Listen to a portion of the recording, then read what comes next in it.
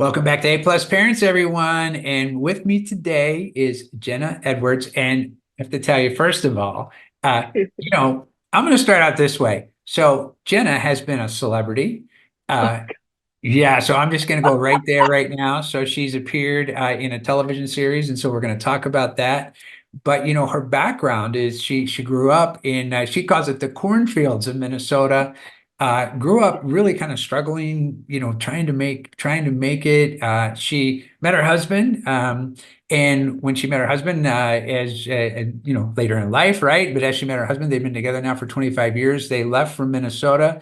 They moved to California, and they moved to California so that Jenna could start to explore this world of acting. I'm gonna have her tell you about what she did and how she did it.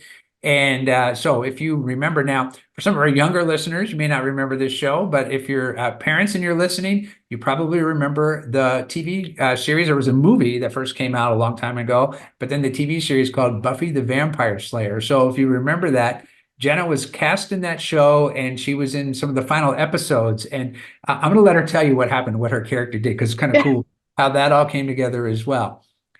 Jenna also has dealt with some tough things in her life, and so she was in an accident that left her struggling with PTSD, and from that, she's created a book. It's called Aggressive Optimism. It's going to be released in March of this year in 2024. So probably about the time that this is coming out and airing, it's going to be on the stands, and you'll be able to get it either on Amazon or in bookstores as well. So I'm going to let her tell you a little bit more about that. We're going to talk about the book and also about some of the things that she's been doing because for her, it's like, once you're like overcoming